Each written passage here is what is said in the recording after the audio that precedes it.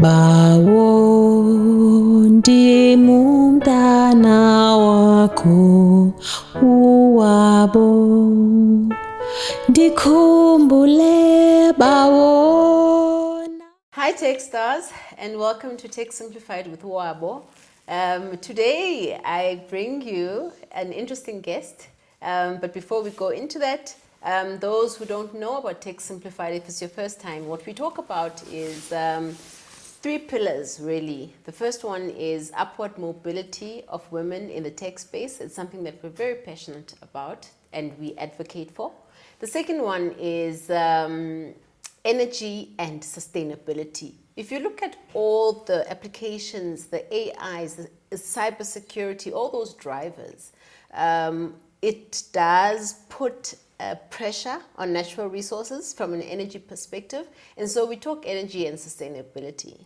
And the third pillar is leadership. Leadership, leadership, leadership in Africa in tech. If the average employee in the tech space across the world is 53, then there's a problem. And there is no one that is better suited than to speak to us on all those three topics today for the very first time. So introducing Mr. Dunn Mukosa. Thank you. Do you still mentor me? I think so. I guess as and when. As and when, yeah, as and when. Ad hoc. Ad hoc. I think mentorship doesn't Yeah, end, right? I think mentorship and now it's doesn't becoming end. probably both ways. It's a two-way traffic. Yeah, so I met Dunn Mukosa from, I think it was a talk at one of the schools, Nova schools. Nova Pioneer, yeah. Nova Pioneer. And, you know, I just saw this person that was dynamic, and he talked a lot about the work that he had done in state-owned entities. And at the time, I was about to join a state-owned entity, and I really needed a lot of guidance around, you know, stakeholder management, and you did mentor me, right? And I think, like you're saying, mentorship is dynamic. Yep. Mentorship is, you know, it changes along I think with time. growth. With growth, things, yeah, because we've known changes, each other yeah. for about 10 years. Now it's about 10 years. All right, so a little bit about Dunn Mukosa, but I will, of course, ask him to introduce himself. He's got a very interesting background. He leads what I call a high-tech analytics company across Africa.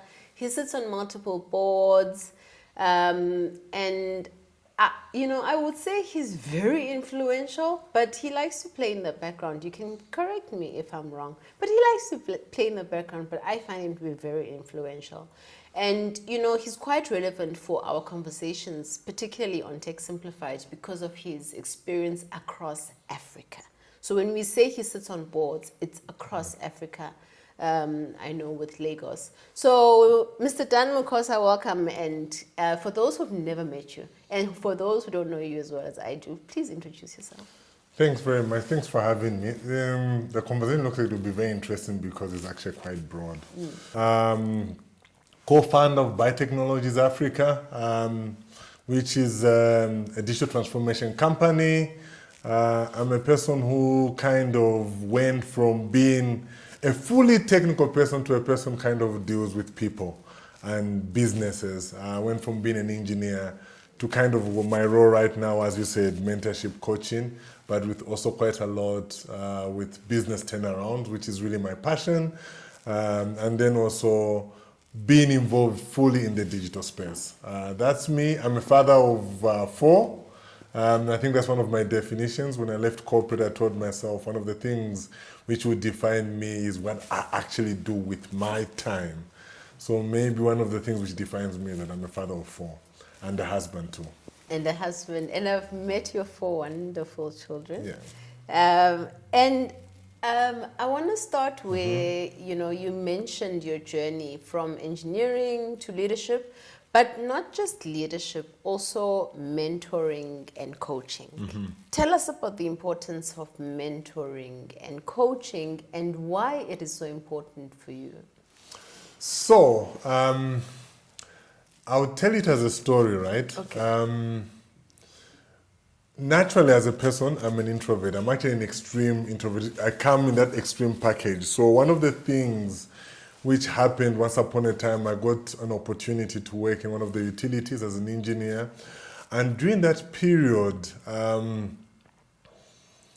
the utility was going through a turnaround in performance, and they got a consultants company to come in.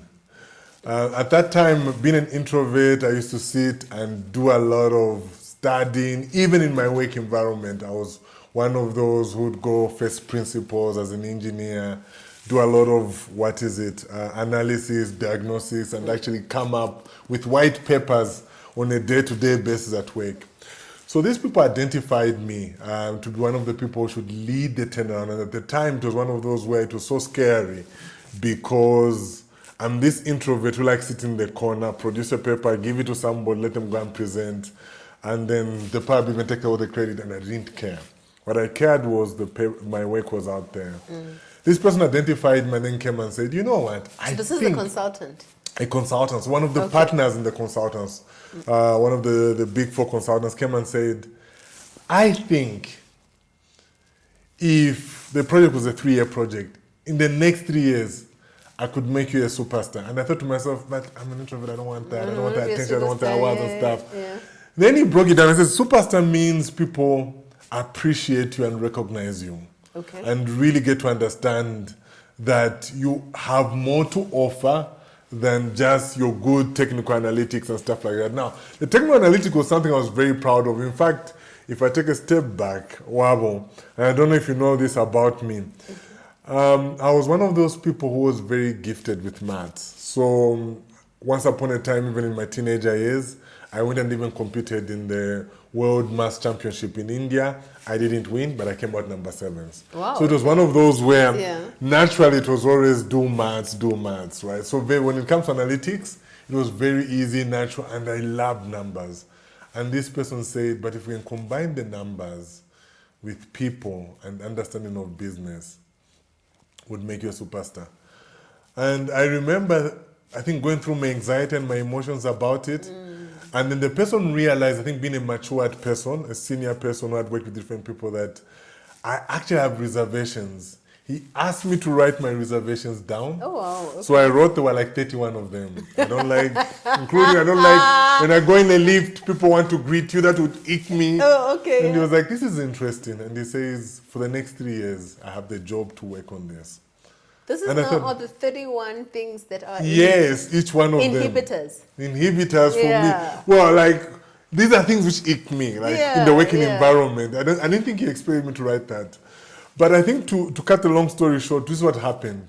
This man took the time to take me through all these things. And he would always ask me 2 simple questions. Why did you have this as a problem? Now that we're addressing it, how does it make you feel? What are the excuses you gave yourself to prevent you from actually addressing this issue? It was only those 3 questions. And he would not ask me to answer them. He would ask me to say, reflect on them. That what it did, Wabo, it turned me to be the person I am, because I think 1.5 years, it didn't take 3 years. Somebody who never uttered a word or was happy to sit in a corner and get my recognition from the corner, I was there sitting in board committee meetings and now challenging people, because I knew from the analytics and the work I'd done, I had more content than the average person. So it got me to do that. That's number 1. Number 2, he got me to realize that there's something in the world called impact. And impact is not me sitting and doing my analytics and being brilliant at it, but what it is making a difference in the environment, starting with myself and the people around me. And he says, once you achieve that, you know that you're making a difference. That happened because somebody took the time. Push that 4-5 years down the line, I grew in my organization very abnormally to a level where I got to a GM level. GMs usually in that organization happen to be people who are actually as old as me right now, 45 years plus. So they'll call them graybeard. They'll be gray, literally. Okay. And I was 28, 29. Okay. And every time I reflect on that, Wabo, the story goes, without somebody taking the time and helping me navigate the things we figure out by ourselves. In fact, the way he put it when I met him 2 years ago after COVID, I met him. He told me, do you know that everything because I was telling him that he was saying, I'm so proud of what you have achieved. I see what you're doing online with your company and stuff like that. This guy is a super mentor, by the way. He's mentoring the Prime Minister of Egypt and who else? I think some ministers also in India and stuff like that. So he mentors big time people. Okay. But he took the time to come, he's based in Switzerland, to come and see me and spend time with me and my family in December. And he says, the only thing I taught you is the things they never teach you at university or in your house you will never learn, but you needed to know. And because of that, you had a shortcut to being leader. Because I was telling him all the things I've done. He says, you know you've shortcutted everyone. You've overtook everyone because people take 10, 15 years to learn. become and they a take leader. 2 years. That's why mentorship is important. Okay, and we want to talk, we're going to start with leadership, particularly in Africa. Because you touched on it, right? On that age where you are expected to be 50 plus because experience is valued. Yeah. You need to have gone through the trenches to be recognized, or at least to be a credible leader when you walk into these spaces. Tech is changing that, right?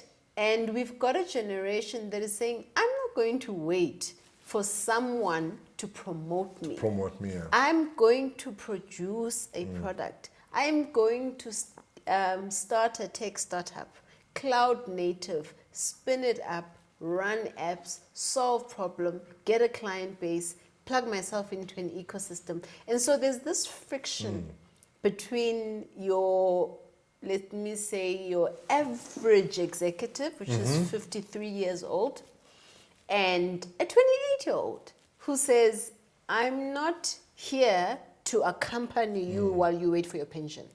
Let's talk about that friction between new age and old style leadership. Yeah, the authority and the decision making, it's still in the baby boomers. It's still there, and that is just because that's how the world works. These old guys, they're the ones who created the world wealth, and they're still there, right? So the Gen Y, the Gen X's, like that's coming through. We still now will probably becoming executives, but they're still there, right?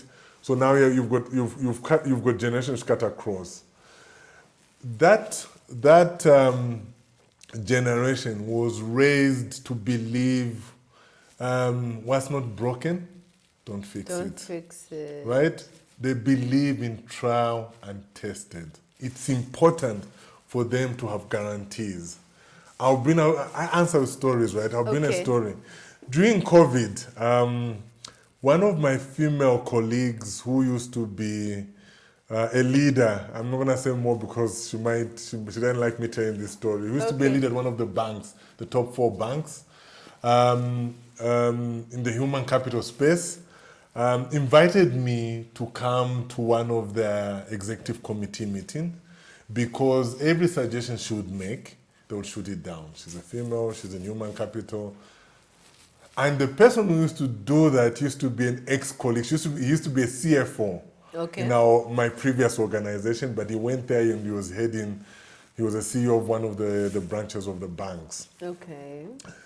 And she brought me in this meeting to come and say, But what is the context for her to bring you into the room? She said because she felt at the time she needed a young guy who's disruptive. So there was a period probably when you probably met me, Wabo, where I used to talk, all my motivation talks were on disruptive leadership. Yes. Okay. Because I was in that stage where the story you gave me, it was me, where I'm sitting in extended ESCO in my company as a GM. I'm 29 years old, and the youngest, the other GM is 44. So their quickest response to anything I raised was, "You're young, you don't understand." Yes, okay. And so when I would talk about disruptive leadership at the time, I would come and say, then let's challenge each other. Okay. If I'm right, you resign. If I'm wrong, I resign. So I had my resignation letter, which I developed. I know the CEOs and my bosses are going to have it on the side, ready to resign for any person who challenged me but could not back it up. Okay. And I was willing, maybe because I trusted myself, to actually step away if I was wrong. Okay. And if, as a leader, You were you wrong. could not step up, I would tell you to hush, literally. And I used to preach that to a lot of people. Say, challenge these people. Because you will never talk sense. They will talk down on you. And the African culture contributes a lot because we come from a part where, from the childhood, we are told what to do. You become a teenager. In fact, you're even told you're disruptive, you don't understand. Hush. You go to your wake, your boss, you address them as sir. At what point in our culture does it come and say your creativity and innovation stands out? Okay, so tell us about the lady. Tell us about the Okay. lady. Yeah, okay. But I'm talking about, so I was defining the So she Okay. loved that, and that she brought me to the... Into the when I board. met her, she used to Okay. work for a consultant. Okay. One of the top 4 consultants. She brought me to talk about this topic. She never had somebody really bring the African culture and kind of where it is and what fights you're having, because she witnessed me at one of our extended days challenging everyone, coming to say, if you can't compete to me with you the can't application, back up, yes. I'm not interested. You just keep quiet. I would actually be more harsher than that. So I'm being tactful when I say keep quiet. Like I literally used to be, like, because they would never listen.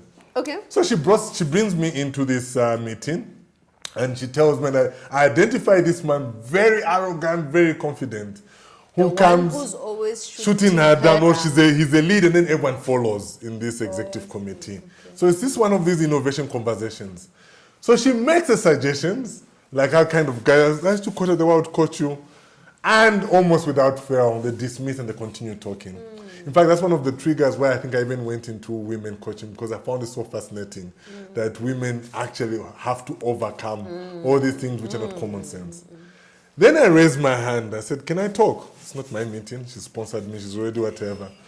And then this guy, excitedly knowing from me from my previous company as a disruptor, says, here we go. This gentleman is a very interesting guy, but the floor is yours. Okay. Then I said, I don't want to define the problem, but she asked me not to tell the story, so I'm not going to define. But then what I said is this. If you believe you're right, this is just past COVID, 2021, and you are so confident you're right, can you commit to say, if you failed, you'll lose your bonus right now? And everyone looked and said, why would you do that? I said, because you believe your idea is so strong, it's so impactful. She made a suggestion to you, which I believe, if this ESCO took, is better than yours. We have no way of testing, but you need to put your neck on the line. And everyone went back, and I call it shrink and shrunk in the shell. And I said, we are living in a VUCA, volatile, uncertain, ambiguous, complex environment. None of you guys, your experience counts for 0. And because your experience counts for 0, do not ever bring it to a meeting because you are technical operation. You can't even back up your own experience and your skills. And that was a testimony, because people use experience because they have authority. And that's the battle I fought. It's the authority they have. Because of the experience. They have the experience. Well, the authority means I was promoted by virtue of just sitting, doing the same thing over and over for the next 20 years. Yeah. It means you don't have 20 years experience. You have 1 year experience doing something 20 times. We need to define that as it is defined. And then you come and tell me who's at 3 years moving from company to company, I don't know what I'm talking about. How dare you? Okay. So it's that extremity where I'm coming to say, the idea of the behavior change with our senior, our baby boomers is struggling. People struggle. People are working for pension. They don't want to rattle the feathers. They don't want to. What is it? So what I did different, and I'm still doing it differently, was this. I believe your teams or your departments, your division, your business units should have an obligation to dissent concept. You know what that concept means? The best solution wins. And if the best solution wins, it means you can determine a digital space, you can determine an innovation space, you can determine a disruptive space because you are actually bothered about the disruption. You are not thriving in change, you are actually trying to adapt to change. Give the solutions to the people who adapt to the change. To change. Then change is normal. That's a very difficult mindset because it's an inward-looking, open mindset, not closed, where you come and say, I might not be the person who understands, who knows innovation, who knows technology, but what I am is a decision maker. So focus on that because you will make better quality decisions with the experience than a person who doesn't have that experience. But let them drive and cultivate and bring the best solution to you. That to me becomes the mindsets we need to start creating as leaders, the 53 years old you're talking about, to come and say, what if I'm wrong? I said, just that question makes you pause. What if I'm wrong and they're right? Yeah. Because disruption does not come from other 53 years old. It never comes from there. It comes from a 20-year-old who's using Gen AI to create a vertical which you've never seen and never thought of. It needs that type of mindset to resolve it. All right, so let's talk about, you've led large-scale, complex projects, turnaround projects. But I want to maybe just focus on women, particularly in those spaces where there's a lot of bureaucracy, where there are a lot of complex processes for no reason, where your leadership is reluctant to just simplify things for themselves, not even for anyone else, for themselves, where you have these board pack submissions, right? How do you coach women to then make an impact in that world?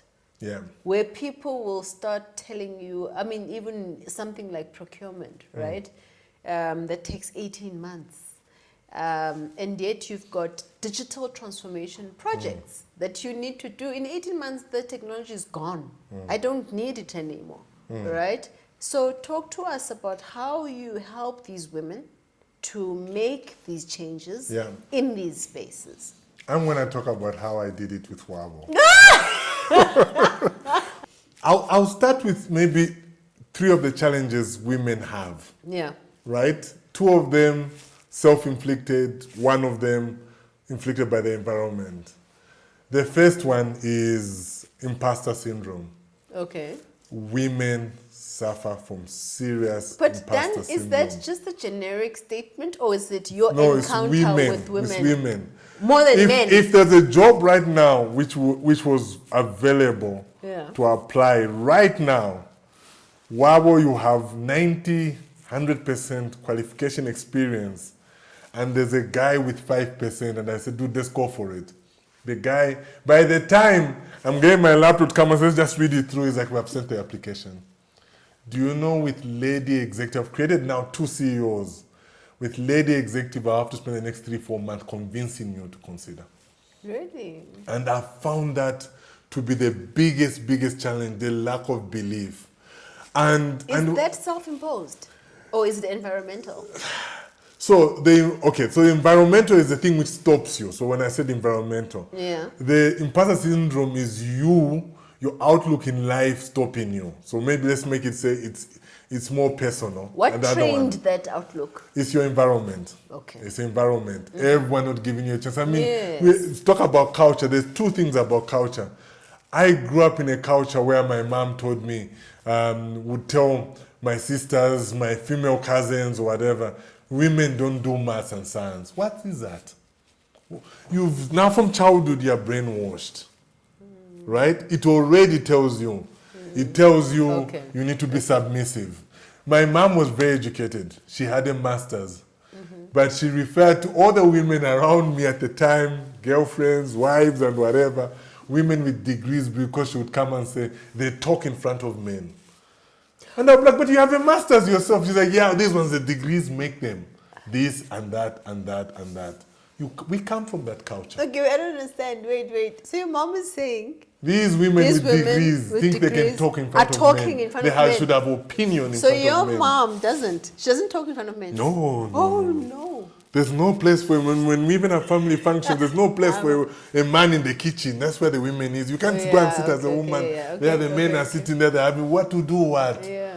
We don't care if you're Madam CEO of the biggest company there. Come and sit there. Put on your your apron and come and cut some cabbage and stuff like that. This is your role is.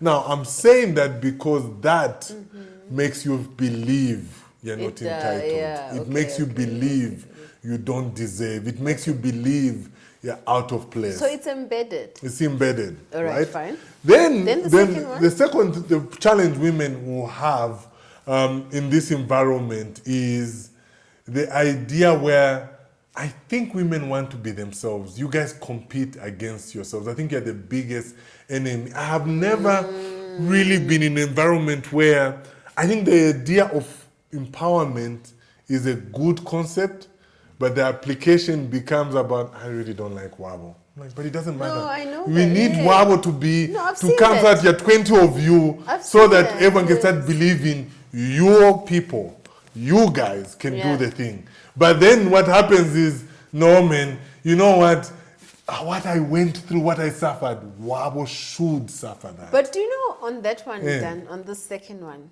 I just want us to just stay on it for a little while. Okay. Because I've experienced it. Yes. Okay. And in my experience, I generally thought that women just don't like other women.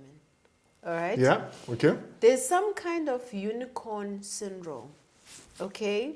And that unicorn syndrome, I blame it on men in the workplace.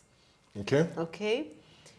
Men, I don't know if women are competing for men's approval, men's favor, maybe in terms of decision making, but we find that the more women that there are in the room, we start competing. Yeah. I've seen that. When I answer, can I bring my third one? The one I said is outside. Okay, fine. The outside one, or the external one, so that we are politically correct, so we now is driven by men. I'll bring the third one. Okay. Men don't give women an opportunity. And I'll tell a quick story so that we come back. Which is why they compete. No, so the places are limited, right? Oh. So you're fighting for a limited resource. I don't even think women compete, but I'll explain my context. Okay, that's fine. One of the boards had, one of the companies that sit on the board had a shareholder who really became very sensitive around ESG and also women empowerment. Okay. The reason why you don't want the board member or the escort to be a female is that attention you get does contribute. I think does have a thing where you become, as I said, the unicorn. I remember playing this video to a lady who became a CEO of one of these funds in Western Africa, where I played this clip from I've forgotten this stupid comedy where the guy comes and says, "I'm the only talking black guy." I've just forgotten. I'll remember the name. Yeah. And I said, "Please, when you get this wrong, don't be that person." Because I said, I see that you guys, it tends to become a thing where you want to be the only talking black female sitting there because she went and joined the company. A token. Yes, and the guys even told her, "We are getting you because you're a woman." And then it almost negates the fact that she's competent and skilled enough. So already that plays in your head. So then why should this Wabo lady come, who everyone is bragging for, this woman is a game changer and stuff? You're like, they're talking like me and you need to come under the below the what is it? Do you know what I call that, right? Because I've had some experience with that. So I call that window dressing. Okay. But the problem is then the mannequin starts talking. And then it becomes a problem as a token. And I think you who's also gone and worked for a multinational stuff, you guys, you should do a lot of talks and mentorship around that. Because they're not, even if you haven't encountered something which deters you, there's a mindset which gets you there. as a guy, I don't know what mindset you need to be in to get there. But I think you ladies can come and say, just the fact that I need to say something 10 times for them to listen is a tactic. Yeah. Don't be like me and learn 10 years from now. From the beginning, find a strategic partner who you can talk with. Because that makes a difference. When I coach women, I tell them, when you go to board and ESCO, you need a strategic partner. There's going to be these not even the gens, the baby boomers, who believe you don't have a place. I'll give you a story. Yeah. I did a talk 3-4 years ago in Women's Month in ESCOM, and then I found the lady of one of the mining companies. The chairman is talking there and stuff, and I wanted to hold her, me being controversial, and come and say, how dare you talk like that? She was the CEO of one of the mining companies, and come and talk here. And it only took the person who invited me to stop me, and they said, and you know what they stopped me? I said, I know the chairman, and the chairman doesn't believe women should be there. The way they treat women in the private, you would be so shocked, but they had to do it because of pressure.